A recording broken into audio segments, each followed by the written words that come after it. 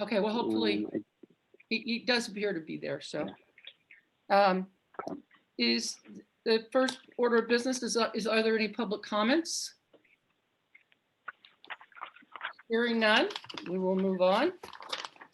Correct. And I just want to note also, I want to note real quick that there's no public comments, that I have not received any public comments through my email. And there's no public comments here on the Zoom. So just wanted to mention that. Okay, excellent. Thank you. On the regular agenda, a first item of business is to review and approve the draft minutes of our last meeting of September 17th. Are there any comments on the minutes? I had just a couple really minor things, Robert. In the under roll call, the list, we've got Rick's name correct in the first instance, but when you said excused Mayor DeGolia, the G should be capitalized in the middle of the name. Oh yes, thank you. And then I think in on the second page under regular agenda number 3, it says blah blah about the third line, move to September 17th as special meeting of the finance meeting. I think you meant special meeting of the Audit and Finance Committee. You see that? Yes, thank you. Great. And the next one, now this is really, I have to admit I was a math major in college, so this probably wouldn't bother most people, but it bothered me. Under number 4, in the bold part about the fourth line, it says CalPERS investment returns reached negative -4%, which makes positive 4%. So we can keep the negative or keep the written out negative, but not both. Because two negatives make a positive. No. Okay. Yeah, exactly.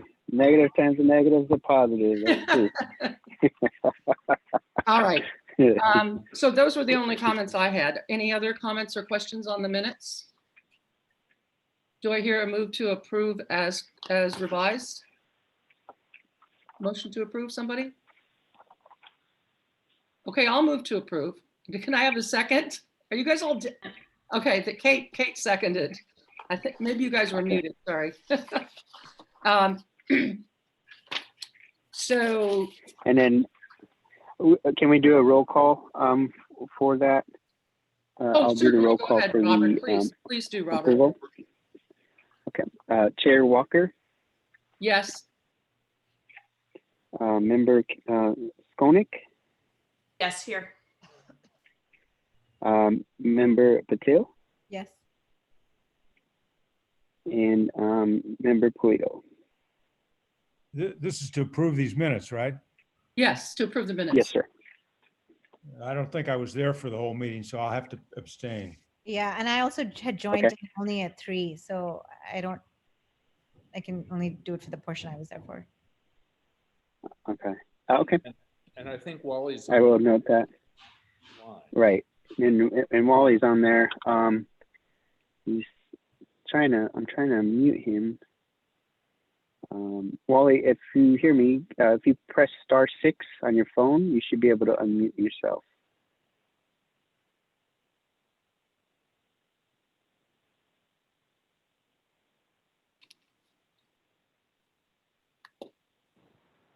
There we go. Okay. You? Sorry.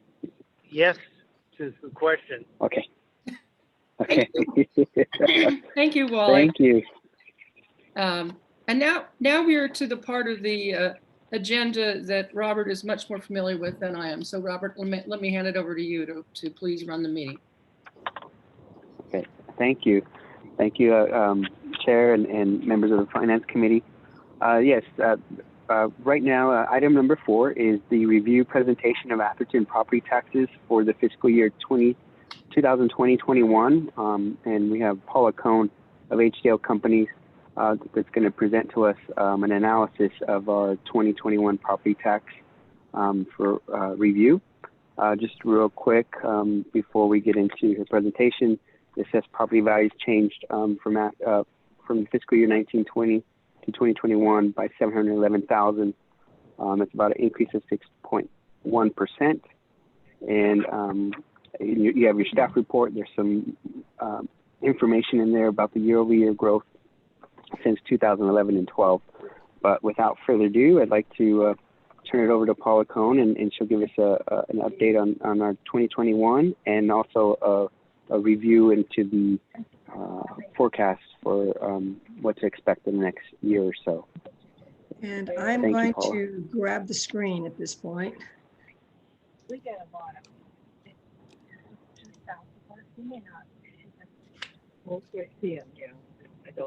Yes. And can you tell me that you can see that? Yes. Yes, I got about 15 minutes into a presentation last week and I was going through and they were saying, where are you? Where are you? And I said, well, can't you see what I've got on the screen? And the answer was no. And I go, oh. So technology. Before I get into the reports, I want to talk a little bit about the data that we've got and COVID. For the 2021 fiscal year, the events that are driving the value, that's driving your current revenue, were items that sold and new construction for the most part that happened in calendar year 2019. So in 2019, COVID wasn't here yet. The assessor leaned the roll January 1, 2020. Still COVID probably was in China somewhere, but it certainly hadn't hit the US shores. So the values that were enrolled were solid, and that the revenue that I'm going to be talking about should be coming your way without any problem. Where we will see reductions in some communities and not necessarily in the town of Atherton are in supplemental revenues, because in general terms, many of the cities in San Mateo County are seeing fewer sales this year than they saw last year, although the prices seem to be holding or going up slightly. On top of that, you also receive a documentary transfer tax on properties that are selling, and that amount may be diminished depending on the kinds of properties that are going to sell. So that's just COVID in a nutshell.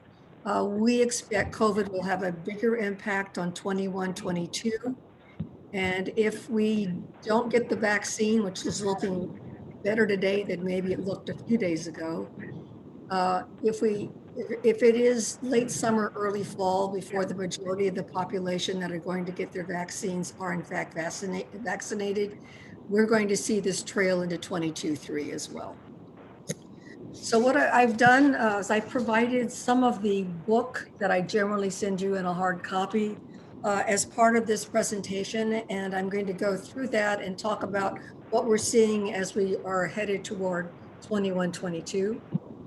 To begin with, last year, after we did our presentation, we sent surveys, as we often do. And just about all of the finance directors got back to me and said, Paula, I don't like sitting through 10 or 15 pages of the book before I know what the revenue is going to be.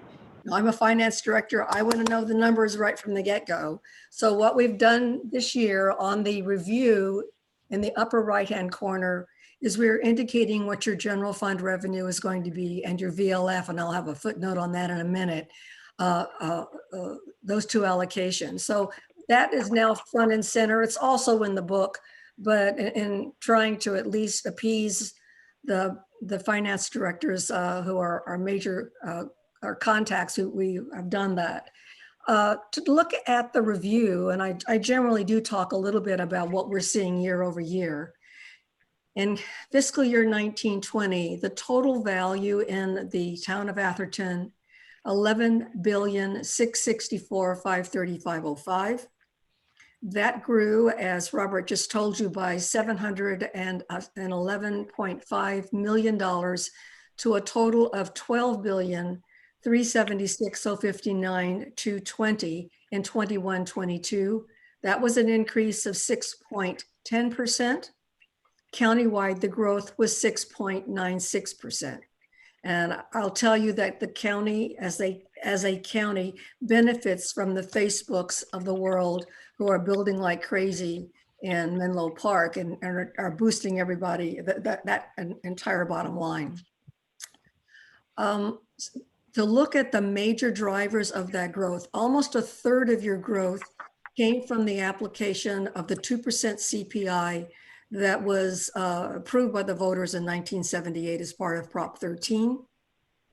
Robert, I'll tell you that looking toward 21, 22, the CPI October through August, and it's going to be October through October, but October through August was 0.9%, not even 1% yet. So the nice growth that we've seen, roughly a third of your growth coming from the CPI adjustment, if we only have 1% change rather than 2% change next year, that's going to drop down to about 15% of your growth, or somewhere about 0.9 rather than 1.93. So that's already looking towards 21, 22, less of a bump than you're currently and have been seeing over time. In the 40 plus years since Prop 13 was adopted, there have been 10 years when the CPI was less than 2%, and that's what was applied in those 10 years. The next item to look at are the prior year transfers of ownership. They added 2.6 of your 6.10%, roughly 43.4% of your growth came from properties selling for a whole lot more than they were. And we'll look at some of those pre-Prop 13 properties that sold in calendar year 19 that have really boosted the bottom line. The next two that I want to sort of combine together are the non-residential construction and the residential construction. If we include both of those, they added 1.62 of this growth, and roughly a little more than 25%, or a quarter of your growth, came from folks that are purchasing homes, albeit for $5-6 million, are demolishing those homes, are building bigger homes on those sites that are now selling for $15 or $20 million. So that's what's driving a lot of this construction that we're seeing. And when I get to that point, whether or not you're seeing the same level of construction is really going to be for you to help me gauge. But if we can expect to see something like 1.6% next year, that's a buffer. That certainly helps you overcome the less than 2% growth that we're currently seeing. Paula, if I could just ask a quick question. Are you going to, at some point in your talk today, discuss the implications of Prop 19? Because I think that could have a significant positive effect on the town, not on people like me. They certainly can. And the hurdle that I have to overcome is, on my data, I do not have any information about the age of someone who purchases a home. And so I don't know if someone that's buying a home, well, there's two elements of that. You're probably talking about the inheriting. And yes, I'm sure that if someone who's living in Central California has a parent who wills them or transfers their property to them through their trust, and they can't afford to pay the property taxes on the home they've inherited, of course they're going to sell that home. I think it's going to be a more positive impact rather than a negative impact, because those homes have been held for a long time, and they will more than likely benefit the inheritor if they're sold and they distribute the money among the heirs, rather than trying to live in the house and not have the income that's necessary to be able to pay the property tax bills.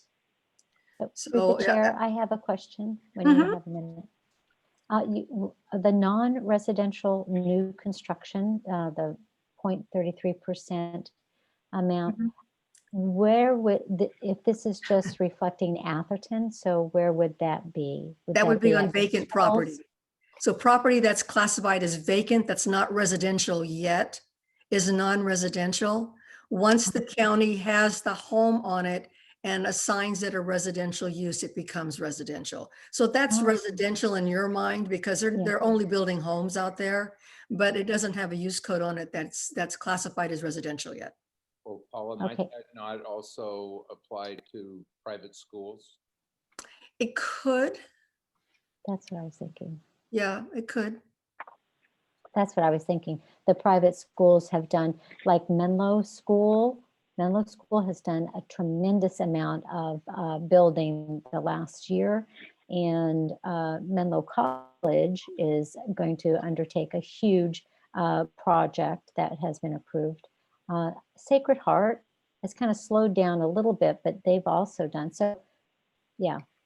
A Sacred Heart, I'm guessing probably has an exemption on it. I'm not sure whether or not the private schools, I know that charter schools can get exemptions. I don't know if private schools can. It Oh. depends.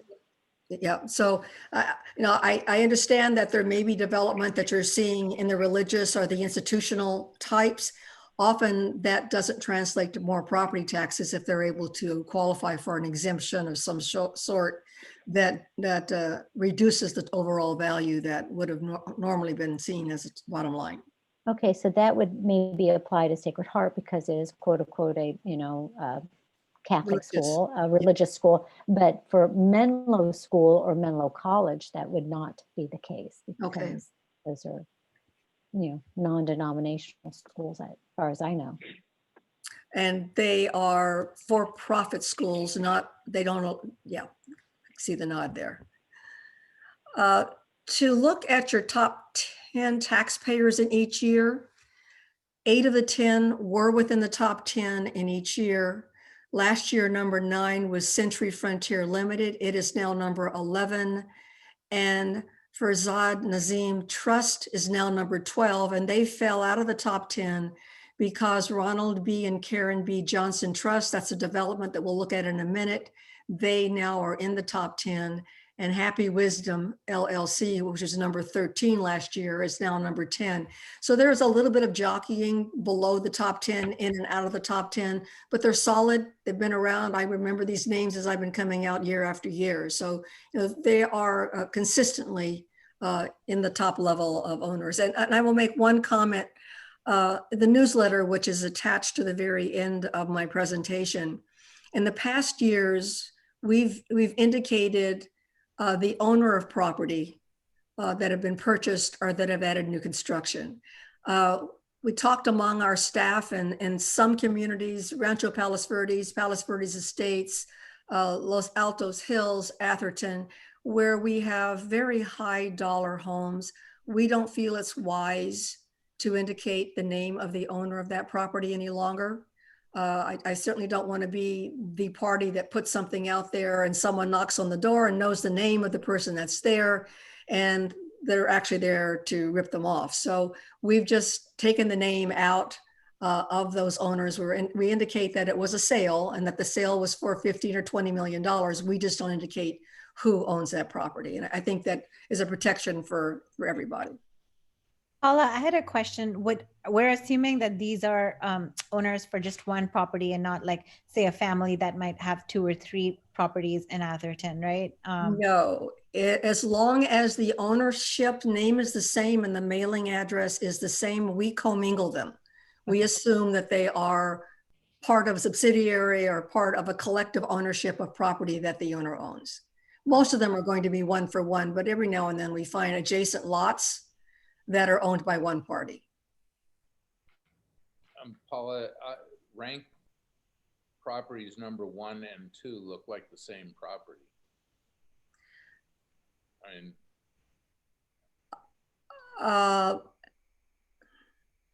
they're both 237 Atherton, and they're. This is last year's top 10. It's the flip. This Correct. is Yeah, this it's year's comparing top- 1920, right? Right. So this is comparing 1920, the top 10, to 2021. So what happened is these two owners, based on the value of their properties, actually swapped places between 1920 and 2021. Follow me there?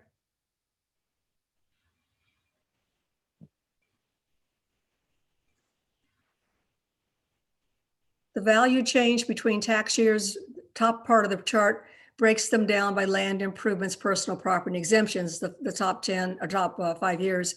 But at the bottom, you can see both the gross assessed value, and this would include your properties that do not receive tax bills. So some of the schools and the public properties, total value, taxable value, and there is about $250 million in property that do not receive tax bills. Your growth is shown on the left side of this graph. The countywide growth is shown on the right side. So the past 4 years, you have come close to the county, but have not exceeded the county in terms of your taxable value. The next report we used to put further into the book. We sort of moved it up to the front of the book. It does break down your value by the secured and the unsecured role. You don't have any unitary revenue in town.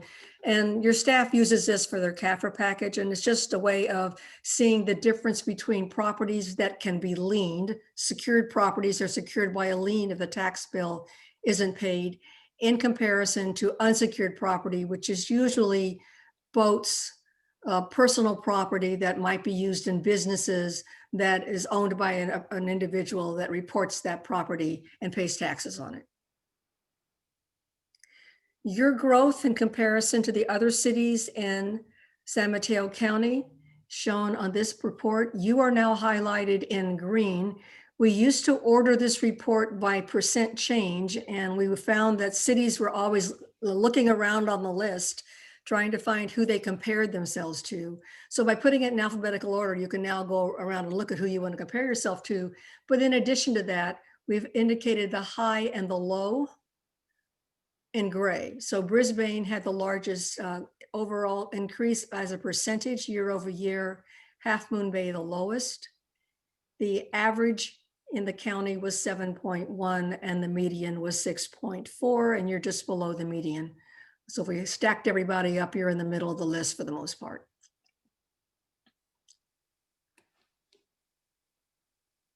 But we beat out Hillsborough and Portola Valley. Right, you did. And you're going to see in a minute how much higher your sales prices are, or your prices are than everybody else. It's really, it kind of smacks you to look at that. Your top 40 value changes, only one of them was negative. I'll point that out now. Last year, this owner transferred their property into a trust. It didn't have a change of ownership. The county reappraised it, as they should not have done. I'm sure that once they got their tax bill, some hand went up somewhere and go, wait, we didn't sell this property. They went down, filed an appeal, and the county assessor reversed the increase. So that's the only reduction. Looking at the sale, or looking at the current value, and I'm going to sort of focus on this column, anything that ends in 000, for me, usually denotes a sale, or at least in a 0, denotes a sale. And if you look at the sales, you've got 1, 2, 3, 4, 5, 6, 7 sales transactions that were properties sold for more than $20 million. A lot in the 13 to 15 million below that. This owner added new construction. That's why it's not an even number on the end. So overall, you're aware that residential drives your city. I think on the top 10, the California Water Service is the only non-residential, and you guys have got to get water somehow. So thank goodness they're there. So just looking at these top owners, I'm now going to segue into my report with the pictures to sort of show you what we are seeing. The largest increase was on this property. It's highlighted in blue. The location is at 247 Polomas Avenue, LLC, at that same location. The increase, 23.2 million. The sale price was 31. So this property was valued somewhere just below $7 million before the sale. It was purchased in 2019, demolished, and then rebuilt. And the sale price is what we're seeing. So that's telling me that the prior purchase price was somewhere probably in the $6 to $7 million. And then they added the home after that. As I alluded to, this property on the top owners, a single family residential property owned by Ronald B. and Karen B. Trust, 172 Tuscaloosa Avenue. This year's increase 15.9. It's been under development for a couple of years. We've been looking at this grow every year. And the value, I think, reflects the completion of this project finally. Residential property owned by Sun Moon LA LLC. It's at 292 Atherton Avenue. The increase was 14.9. The purchase price 15.5. So that means that this property that was originally built in 1949 was valued at about $600,000 before this sale. What we found, and this happens a lot in San Mateo County, most of the value of the sale price was put on the land. It's either a placeholder because the assessor didn't have enough time to go out and actually figure out what the value should be, how much should be land and improvement based on the lot size, or that the purchaser plans to do a partial or a complete demo and rebuild this property. And if the thought of spending $15.5 million to wreck something to rebuild it just, for me, doesn't not make a lot of sense. This residential property that's owned by Laura Huxer Trust, 58 Tuscaloosa. It was purchased last year for $25.5 million. The site was purchased 5 years ago for 6.7. The home was demolished and this new home was built. Just a couple more. Single family residential at 200 Polamas Avenue, owned by DHW LLC. The increase was 12.9. The sale price was $30,050,000, and it sold in 2019. One of the larger sales. Now we just looked at, if I can get my mouse to work, we just looked at this property at the beginning of the list. This property that is adjacent to it at 245 Polamas Avenue. That property sold for $13,150,000. It was valued at $666,695 before the sale. So 2 properties side by side that added a lot to your bottom line this year. And just 2 more, a single family home at 236 Camino Al Largo, owned by Camino Al Largo LLC. The property sold for $14 million. It was an increase of 12.2. And the prior owner had held the property since before 1990. So a nice cash out there. And finally, residential property owned by 82 Bellbrook LLC at the same address. It was purchased for $10.9 million. Again, the property sale price was almost fully assigned to the land, and the property was valued at $700,009 before the sale. So just in the top list that we're looking at here, there were 3 or 4 properties that had been held since around Prop 13, or certainly a lot longer. And I already pointed out that the number of homes that had sale prices in excess of $20 million. So those are the big sales. I always take a look at your sales transactions. Let me read you guys to the top of the screen. And we've only got sales for the first 8 months of 2020 that have been processed. Looking at the number of single family homes that have sold, there have been 50 that have sold in the first 8 months. Full year last year, 84. So I think you can certainly get close to that number. Can you still hear this? Can you? I'm sorry.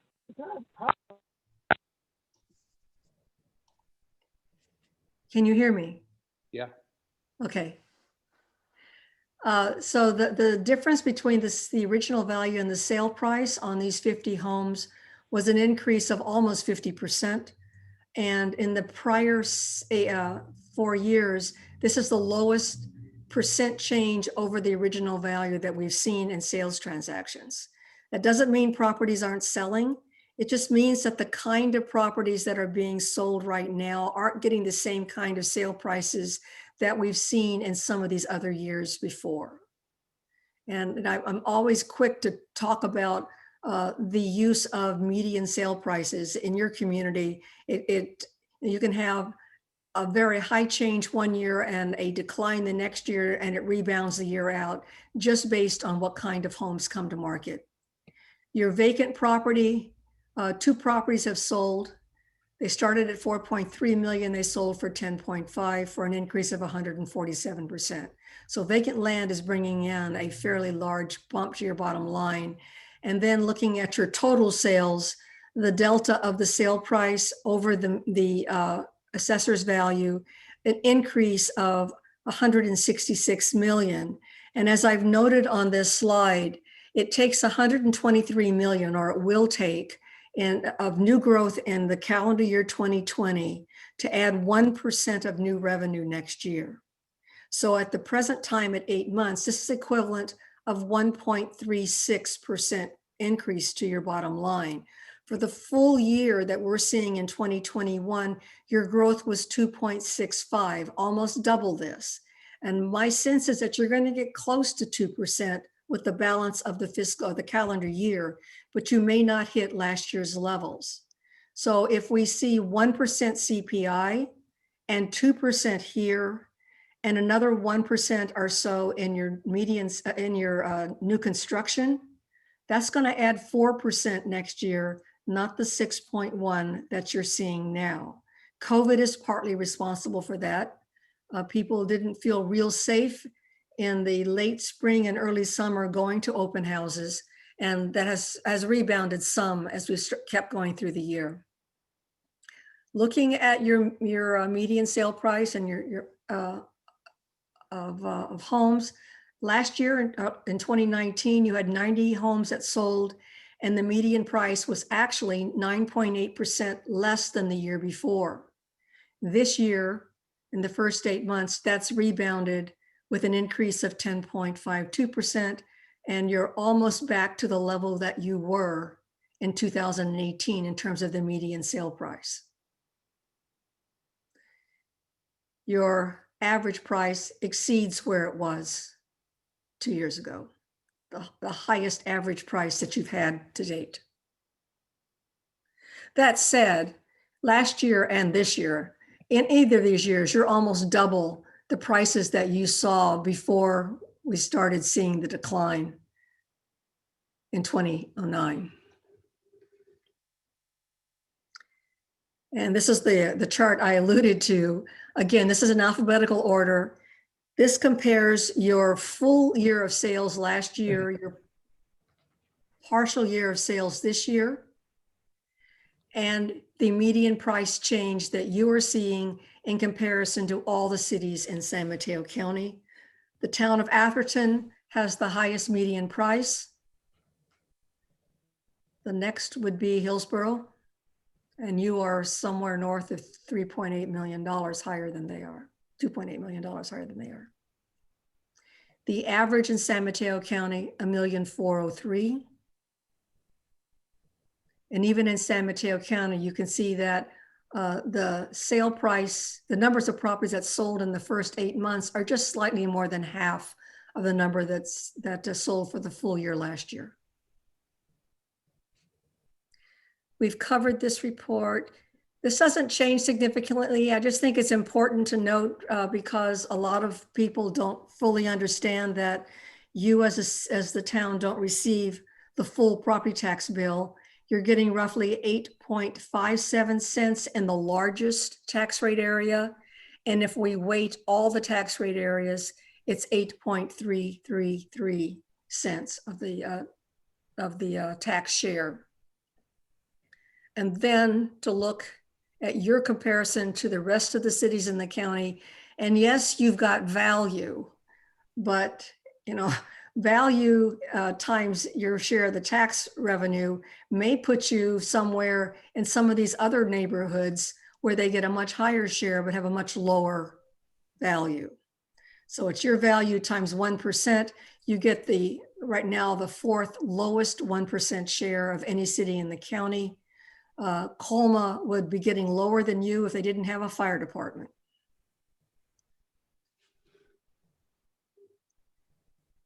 This is a new report.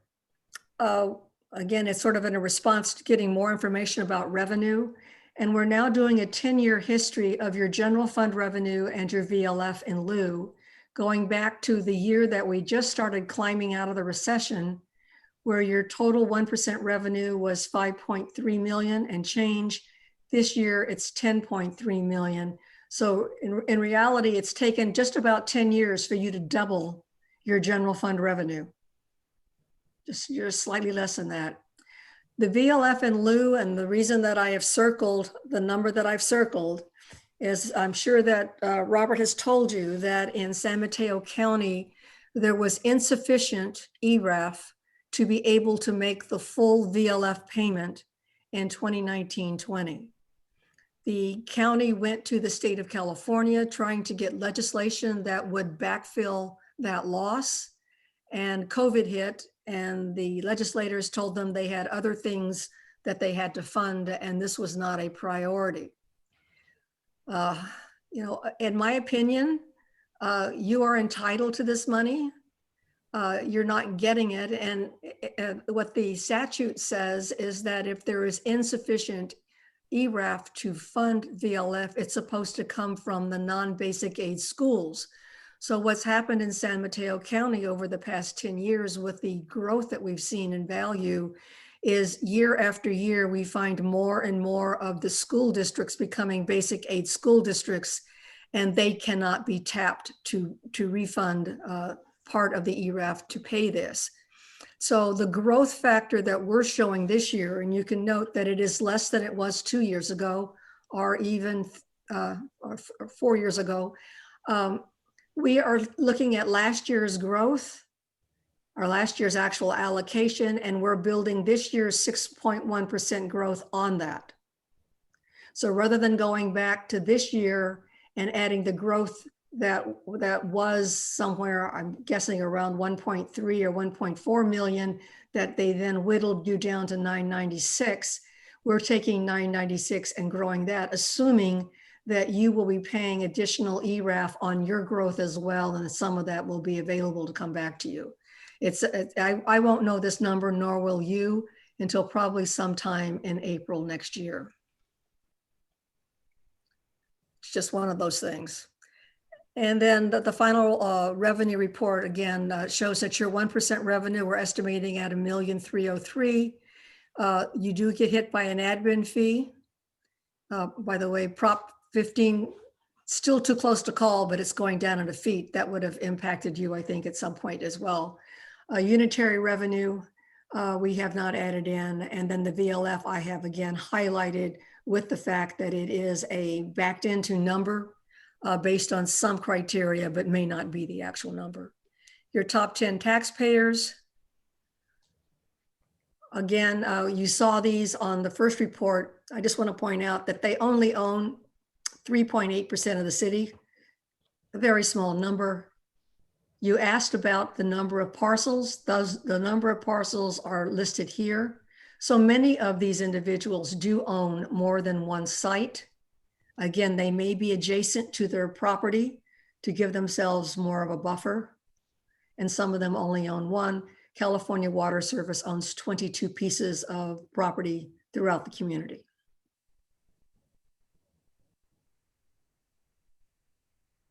And then top 25 or beyond that. The very end of the report is our newsletter. And as I mentioned, we've removed the names of the largest increases and decreases. We do note that January through August and now through September, your sale prices have increased more than 10%.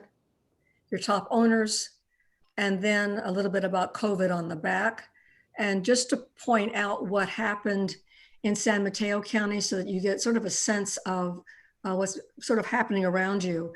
This is looking at the number of single family properties that sold in June 19 only and June 20 only, those months. In San Mateo County, the numbers of sales that were, the properties that were sold was down 11.58%, although the sale prices were up similar to the same increase that you're seeing in your community. Many counties not only had a decline in the number of properties offered for sale, Alameda down 41.9% in that month, but their sale prices were also down. So I think that overall, we're not going to see any negativity like we saw during the recession, and that really didn't hit you as bad as it hit a lot of the other communities. But we are not going to see the kind of growth you've seen over the past 3 or 4 years. We can chalk that up to COVID. And I'm guessing as a conservative estimate right now, Robert, somewhere 3.7 to 4% growth for 21-22. And then when we do our 22, 23 and beyond forecast tools, we will back off on our sales and back off on our CPI as well until we know something better on that. I am available for questions. I'm going to unshare. There we go.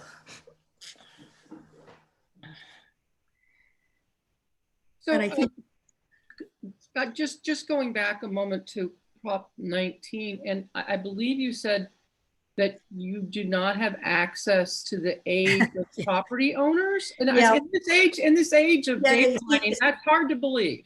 well, here's the thing.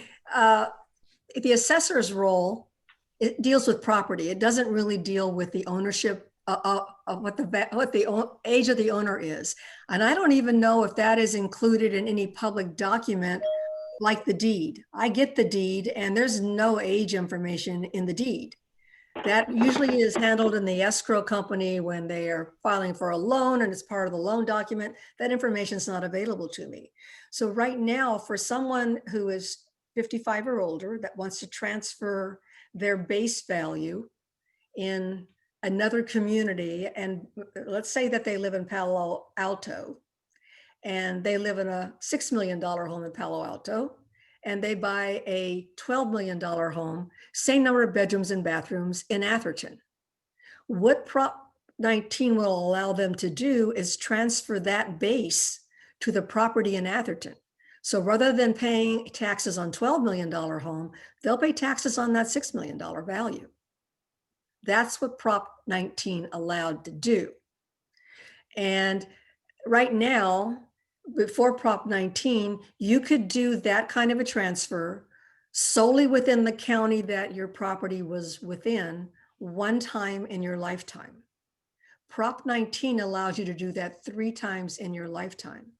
Now, if I were buying my first house or transferring my first house at 55, I don't think I have enough years in my lifetime left to be able to accumulate enough wealth to buy another home and another home in what's left of my lifetime. Okay. So I kind of scratched my head when Prop 19 was being circulated to begin with on that element. The transferring of wealth, another issue entirely, which was also in this particular measure. So the transfer of wealth for people who can't afford to pay the property taxes or to keep up the property that they've inherited, that's going to translate into more money. But part of that money, it appears, is going to be directed for fire protection. So I don't know how they're going to direct that. Yeah. And if it's going to be to the detriment of local communities, they're going to do that. Yeah, I just, thank you. That's helpful. I mean, I was more focused on the transfer of wealth part because that will affect me directly. It'll affect my son, and I'm actually quite concerned about it. Right. Now, my daughter inherited my mother's home, and it's a little 3-bedroom dinky home down the block from me. And she lived in it for 10 years. And then about 5 years ago, she started renting it out, and she started saying, is this going to be grandfathered in? And I said, well, the first thing, probably not. But the people who circulate initiatives typically don't understand how property taxes work. They get this great idea, and then the real devil's in the details and the cleanup legislation that the state of California have to put together. So we really don't know what's going to happen, but I'm guessing that the person that's 55 plus that is transferring their low value to a low, they'll have to go in and file a form and prove their age, and but we will only know how many of those happen after the fact. Right. We won't be able to guess that. Okay, thank you. You're so welcome.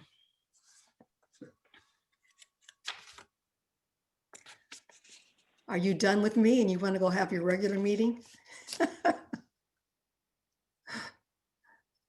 I have one question. Sure. Oh, go ahead. Maybe it's not for Paula, but I have a bound book which has X number of pages in it, and then I had a folder with loose sheets. I haven't had the time to compare them, but many of the sheets in the bound book are identical to the loose sheets. And why do I have 2 sets of sheets?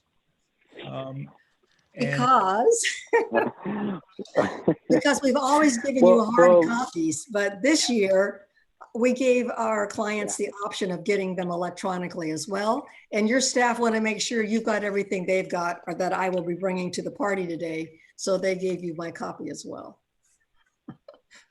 Okay.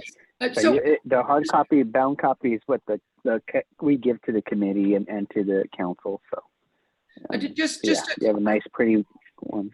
Just to clarify though, and I haven't got, is it safe to say that the data is the same and it hasn't been updated, so we don't need to keep both copies? You don't know? No, you don't have to keep both copies. Thank you.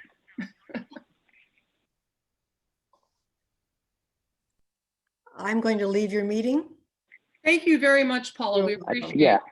Thank your you. presentation. Thank you, Paula, for your help, and we appreciate it. We look forward to seeing what the 21-22 looks like, projections, but also, like you mentioned, the 22-23. That's that 1 year outlier year that I think that's where there'll be some catch up. I'll just tell you that what's happening right now. Right, for the first time last week, someone said, so when's the recession coming? And that was on everybody's radar before the pandemic hit, right? And I said, one crisis at a time. Come on, let me get through this one before you start pounding me for the next one. So everybody stay safe. Correct. Talk to you next time. Thank you. You too. Thank you so much, Paula. So Robert, you want to continue with your agenda here? Oh, sure. So we just finished item number 4. Item number 5 is the receive and file of the cash flow management report. It was a focus on the town center project presented to the city council. This is, again, just a review, discuss and file report. We're just providing you the cash flow management report we provided to the council at its November 4th, 2020 study session. This is an information discussion only, noting some updates to the cash flow management project on the project. Attached, you have the staff report that went before the council, as well as the 2 attachments, the cash flow management report, cash flow analysis report, and the drawdown schedule on the construction of the project. Just real quick, during the study session, the staff just highlighted the reflection of the $7.51 million of the financing proceeds in the spreadsheet. We, as you recall, in June of 2020, June 11th, we issued lease-back bonds financing, and we received it was at the amount of $7,680,000, and of the bond proceeds of that is 7.51 to the town. So we updated the spreadsheet to reflect that that we received to help pay for the construction of the project. We also updated to show the COP leasing financing payments for the term of the project and for the term of the note, and that's $861,000 per year annually. Our first payment is due in December, and that's about $431,000. That was listed and updated in the cash flow spreadsheet. Additional updates is we updated the ERAF projection for the town. It went up $142,000 to $1,455,000 for the ERAF for fiscal year 2021. In 21-22, we kept ERAF at $1.1 million, and in the cash flow spreadsheet for the years 22, 23 and out, ERAF is not factored in. We also updated the West Bay Sanitary District, reimbursed the town for its cost of the installation of the new sewer system. So they reimbursed us $517,000 for that portion. The total portion of the project was about $630,000, and they paid $517,000 of that. So that's notated in the cash flow. Also, the town Bayfront Canal project. The town is participating in this project, and it calls for $1,350,000 financing with San Mateo County. This is similar to how our COP lease is. It's a lease-back financing, and we're capped at $1,350,000.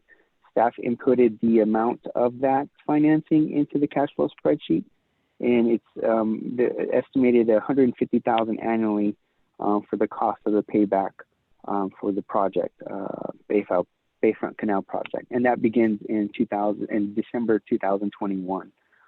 And then we also provided an update on the Atherton library funding, and the town anticipates getting about 5.3 million in advance funding from San Mateo County Libraries for finishing the library project. That's pretty much the recap we gave to the council. Just wanted to open up if the Finance Committee has any questions regarding that, the update. And again, this is a discuss and file report. There's no action needed. I don't see any notes on the cash flow analysis relative to the latter two projects, the Bayfront Canal and the other one. What am I missing? It's on page in the finance staff report. It's the second page. Let me go through real quick. So there was a cover page to the Finance Committee. The second page of that is page 1 of 8, is the actual staff report for the finance that went to City Council. So on page 3 of 8 of the staff report, there's a Bayfront Canal project right there. It lists the town's contribution. There's a Bayfront Canal project that's part of multiple jurisdictions, and the cost of the project is the town's cost of the project is 1.3 million, and that's the cap of it. So the town is going forward with the project. However, for funding, San Mateo County has agreed to loan us this money and enter into a financing agreement with us. It's similar to the COP, and it begins December 2021. And our annual payments will be $150,000, and it's estimated about $75,000 as semi-annual payments. And the county is taking on the project as a whole. We're just making our contribution, and they're loaning us the money for that. I understand that, but that loan, none of this appears on the cash flow analysis, correct? Yeah, no, it is. It's under on the cash flow analysis. There's and it's kind of hidden. It's called Bayfront Canal, and if you scroll down, we see that in 2021, there's the 75,000. Yeah, that's the semi-annual debt service. Yes, where's sir. Where's the $1.3 million loan? It's basically it's staying with the county. They're not. I got you. Giving us the money. So it's going towards the project, correct? Got it. Because we're not the lead on the project. It's not flowing through the general fund. Okay, I understand. Yes, sir.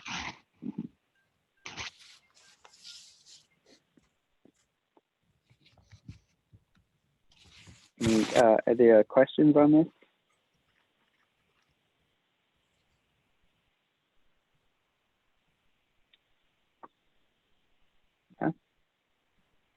I see none. Yeah, this is just again an update that went to before the council, and wanted to brief the finance committee the same update on our cash flow and showing our cash flow to the general fund on our project donations that we received, and the Bayfront Canal being added to it to show how our general fund will fare in the next several fiscal years.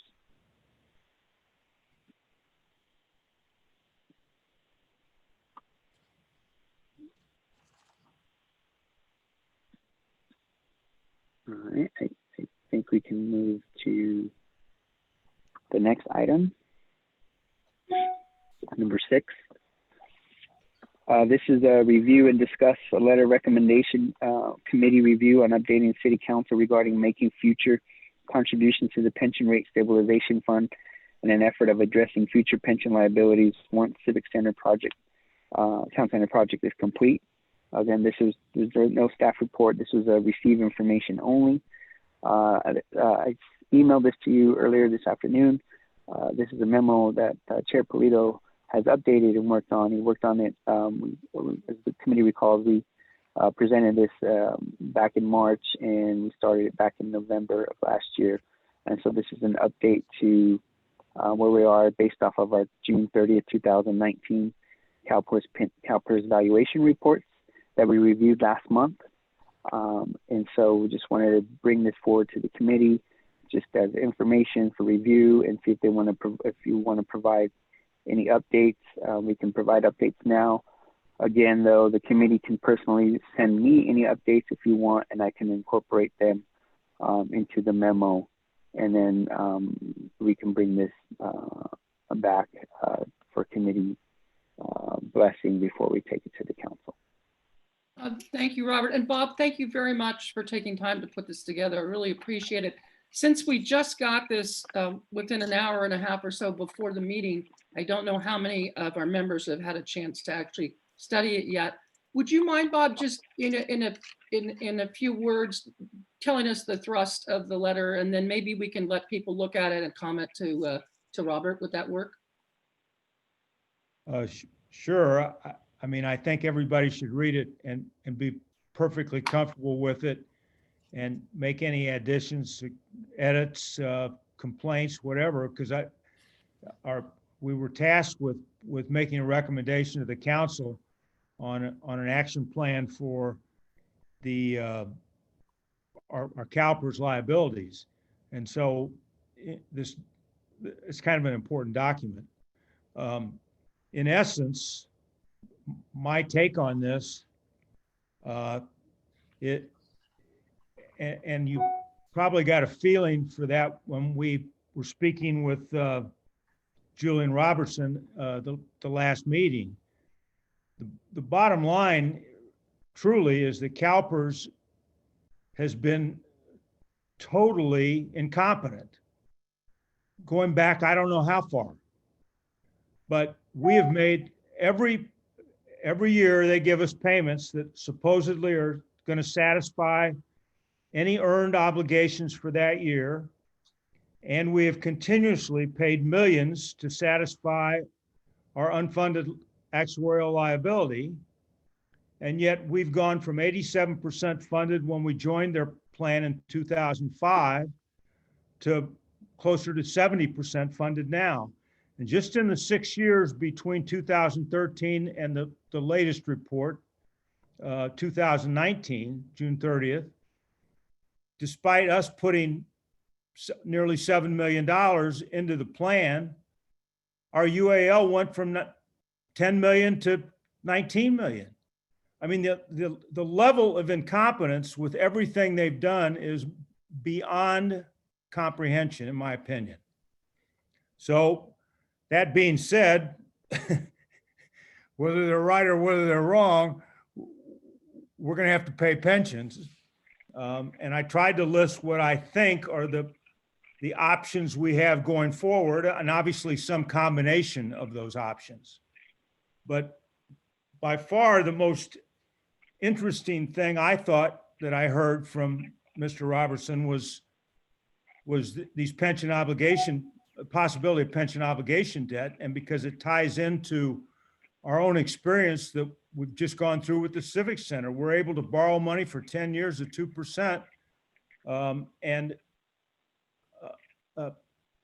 Meanwhile, CalPERS is charging us 7%. So I think that's a real opportunity there. In fact, and conceivably, we could pay down, if we really are in a position to pay back the debt, the money we already borrowed. I don't know, maybe it could be repurposed at a point in time towards this goal, or maybe we originate new debt.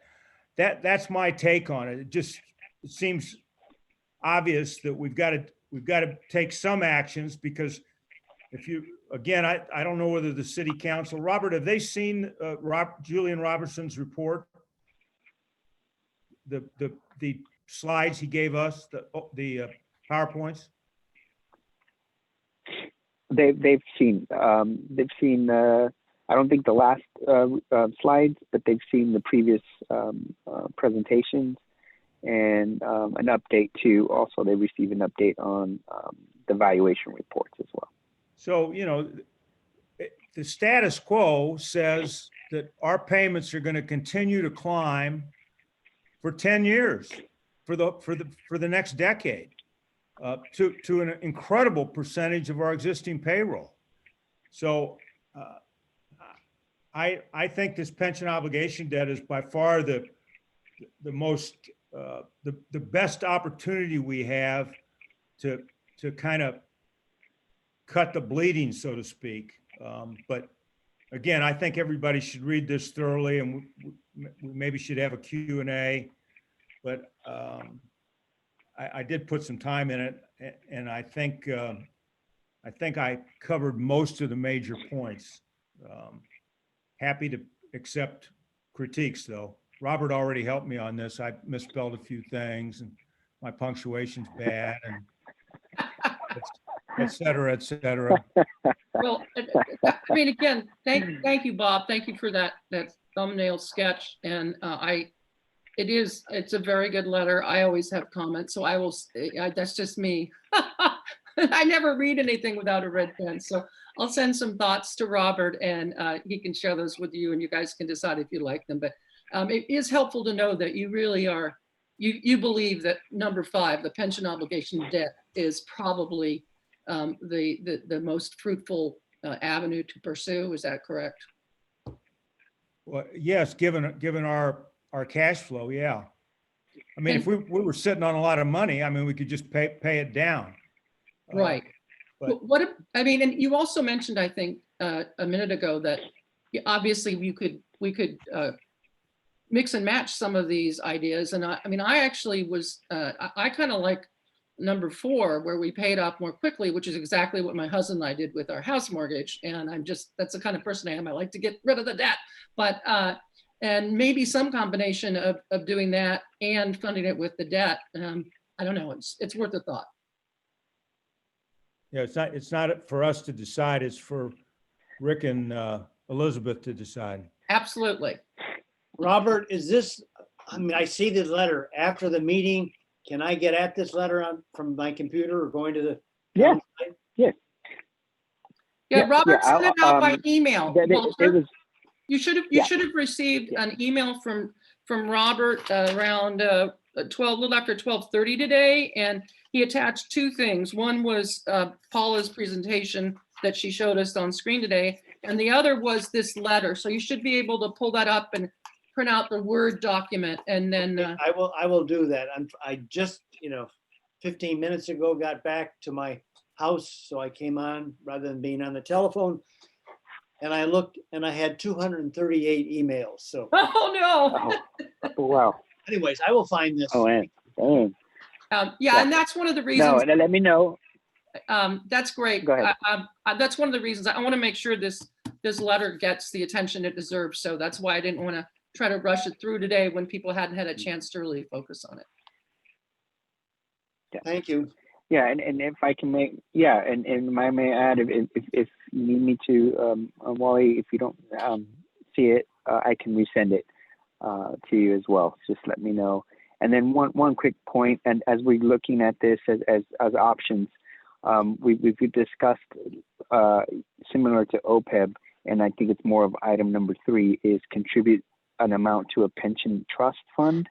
So that's another option, as maybe, as we're going through the Civic Center and building construction and finishing it up, maybe contributing, 500,000, 300,000, setting aside, that's another option as well. So maybe like a blended component, of the options, of fresh start with CalPERS or pension obligation debt, or contributing an amount to a pension trust to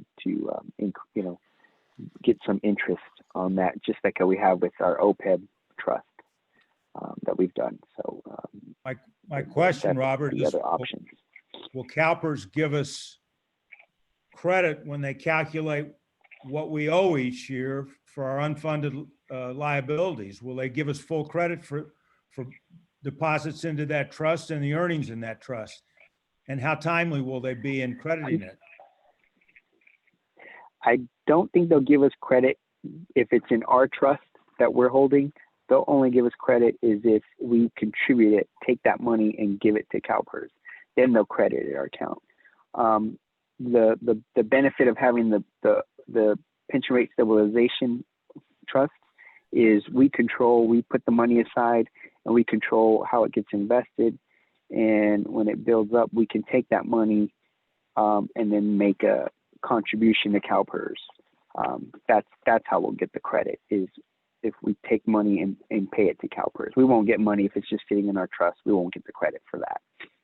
And so unless we can grow it on our own at the rate of 7%, we're going to continue to lose ground. Correct. It looks to me like, I don't know if this is George doing it. It says it's George, or if it's you, Robert, has highlighted something. Did you want to mention that? I do. And this was put into this letter, and I forgot to catch it when Robert and I were looking at it earlier today. CalPERS has a requirement in state law that if one's in, they're all in. So I don't believe that you'll be able to withdraw from PEPRA unless you withdraw from the entire CalPERS system at the same time. So you can't have half 401k and half pension with CalPERS. They got to be all in or all out. Well, that's unfortunate. Okay. I didn't know that. So I guess we can strike that sentence then. Yeah. Yes. The termination liability of the PEPRA plans is doable. Right. That's what I saw. Mm-hmm. So. Yeah, and then just a quick reminder on the PEPRA plans is the intent is eventually over time, the classic plan will be replaced by PEPRA plans because the retirement of the old plan. The PEPRA plan is still in its infancy. It was created in 2013. So eventually the goal is, 40 years from now, majority of the plans, it'll be members in the PEPRA plan. Right, but Meaning meanwhile, Robert, millions of dollars later, right? Yes. Tens of millions, maybe in excess of 100 million at the rate we're going. Oh, boy.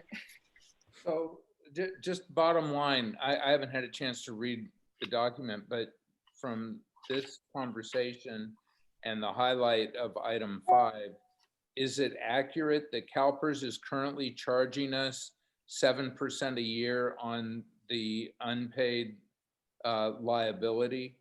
And so essentially we could go into the market if it was available and borrow money at 2% and pay that off to CalPERS, and it would save us 5% a year in what we would otherwise be paying to CalPERS? That's our understanding from talking to Mr. Robertson. A little bit of arbitrage. I mean, that's Right. obviously outrageous for us, but when you, take it back and look at all of California, they have to be receiving an enormous amount of money because our UAL is much less than many cities. That's correct. I don't know whether everybody is able to make their UAL payments, and nor do I know what they do if they can't. My point. If they aren't and they're being charged 7% interest on the unpaid, then that's an enormous amount of money that they're being charged. I mean, does this mean bankruptcies down the road because of CalPERS? No, but I don't think it's an option any longer not to pay your UAL. Yeah. Correct. Thank you, George. State Yeah, law I think with the UAL, cities agencies have the option to either pay the UAL payment monthly, as for the year, pay it monthly, or pay it upfront as a lump sum in July. And the town, ever since the UAL payment has come in fiscal year 15-16, we've made the lump sum payment in July every year, and you get a discount when you do that. But there are agencies out there that pay it, their unfunded UAL payment for their fiscal year monthly. They pay it down monthly, not upfront. There's that option. There's just only 2 options you have. But yes, George is correct. No option. You have to pay it. Mhm. But I think the answer to your question is I think there will be bankruptcy issues. If other people have projections like ours, where the payments are going to continue to go up for the next decade, so that I don't have it in front of me, but I think the payments, the UAL payments, excuse me, the total payments, ARC and UAL for the safety plan gets to something like 87% of payroll. So it's going to be like we're paying our police department twice every year. Not everybody's going to be able to make those payments, I don't think. Of course, I'm really only worried about Atherton, but. Agreed. Exactly. Yeah. Okay, any other questions or discussion on this letter? If not, Robert, is this the time? Did you want to adjourn, and then people who want to go on the tour can join you over there at the right time? Yes, we can do that. I just wanted to just go to item 8 real quick. Oh, sorry. So our next meeting date is, if you want to cover item 8, Chair Walker, you can do that. Certainly. Okay. So typically we meet on a Tuesday, and it's usually, I believe, the second Tuesday of every other month. So that would put our next meeting on January 12th. Is that right? But are you suggesting, yes, Robert, that that maybe we should see if the 19th is better for people? Because historically, sometimes that has been the case. I can tell you it's not better for me. Yeah. But, right. Yes, and thank you, Chair Walker. I was just putting that there for those specific reasons. January 12th is our regular scheduled meeting in our calendar, but we could opt for the 19th, or we can opt for another date within that 2-week period. It was just an option I'm presenting. We can have the standard January 12th, and then if we decide to, we can change the meeting as a special meeting as people know their schedules. Is any member who's still on I know Debica had to leave us at 3 apparently. Debica had it. The other members, does the 12th work for you? Because I would definitely vote for the 12th. I have another board meeting on the 19th. 12th works for me. Yeah, the 12th works for me. I'll be gone on the 19th. Okay, well, 12th it is then. We'll hope COVID willing. Sounds good. All right then, the 12th it is. Thank you everyone for that. And then yes, and then we could go back to item number 7, Chair Walker. Yes, and I'm not going to be able to join you, so why don't you give people information, anybody who does wants to join you? Yes, I believe Member Polito, Mr. Polito's going to join me. I know Kate had gone on the tour with me in July. And just leaving it open to any one of the members of the Finance Committee members, if you'd like to do a tour. We're going to meet at 3:45. Marty Henneman is going to give us a tour. The reason why we're meeting at 3:45 is by 4 o'clock is when the construction workers tend to stop working, or the flow is less as far as work, and the contractor rather have us be there when there's less of construction activity. So, whoever would like to meet, I will meet you at 3:45 on Fair Oaks, right there, the entrance of Fair Oaks before the train station. And you can park at Lloyd and Park Lane, or you can park at the Caltrain parking lot area. I will bring a hard hat and a vest. Just bring some comfortable shoes for construction. And if you have glasses, bring some eyewear as well. Eyewear glasses. Robert, thank you for setting this up. I've been there recently, so I'm not going to come over. Thank you. I drive by periodically, and I sneak in as far as I can without somebody telling me I'm not supposed to be there. No, and you know what? It doesn't have to be either during a meeting. You just let me know, and I can coordinate with Marty. It can be any time. Also, I just like to do that because we're having a meeting, and everybody has the time if you're available. But if you feel like you want to go on another day, please feel free to let me know or George, and we'll coordinate with Marty. But just to kind of give you a heads up, it's either around noon, lunchtime, from 12 to 1. We could do the tours, or anytime after 3:45, and it's just for safety. I think George is trying to get a word in. Yeah, just one note on that letter, Bob, as we go through it. One thing I think that might be helpful if we're focusing in on option number 5 is to find out, what other agencies have pension obligation bonds, what are their sizes, and when were they issued, and things like that. Just a quick search showed that in March of this year, just for a matter of scale, the city of Huntington Beach in Southern California issued a pension obligation bond for $436 million. Wow. Well, maybe they can loan us a couple mil. Right. Just as a scale reference. Thank you, Robert, George. if I'm the only Thank one you, George. going on this tour, we don't have to do it. We can do it at a different time. So I don't want to tie you up just for me. No, I mean it's fine. Marty's expecting us. Right. If you don't want to, you can let me know. Marty's working either way. We can either let him leave a little earlier or keep him till whenever we want. I don't want him to be lonely. Okay, I'll be there.